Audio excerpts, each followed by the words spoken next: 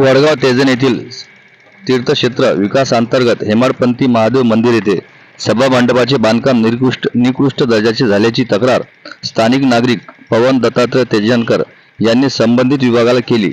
यामध्ये त्यांनी सांगितले की ठेकेदाराने फक्त पैसे उकळण्याच्या हेतूने सर्व काम निकृष्ट केले, तरी संबंधित विभागाने या सभा मंडपाची पाहणी करून निकृष्ट दर्जाचे काम झाले असल्याचे पाहून आणि हे काम करणाऱ्या ठेकेदारावर कारवाई करून त्यांचे बिल थांबवण्याची मागणी पवन तेजनकर यांनी केले। आपण हे बघू शकता, हे सभा मंडपाचे बांधकाम हे बघा, आपण बघू शकता काही काही ठिकाणी असे उरलेले आहे ते पूर्ण आपण बघू शकता।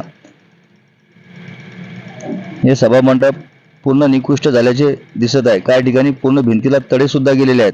हे बघा, पिल्लरला पूर्ण दोन्ही भिंतीला दोन्ही बाजूच्या कसे तडे गेलेले दिसत आहे, हे आपण बघू शकता। हे सिलिंग सुद्धा आपण वरून बघू शकता स्लॅब कशा प्रकारे झालेले आहेत। हे बघा, हे पूर्ण काम निकृष्ट झाल्याचे दिसत आहे। हे आपण बघू शकता बाहेरून काय कसे प्लास्टर झालेले आहे। ते प्लास्टर झाले की फक्त नावालाच मारलेलं आहे, हे आपण बघू शकता। हे पूर्ण काम निकृष्ट झाल्याची तक्रार स्थानिक नागरिक पवन दत्तात्रय यांनी केलेली आहे। हे बघा, हे खालचे प्लास्टर कसे झालेले आहेत हे सुद्धा आपण बघू शकतो।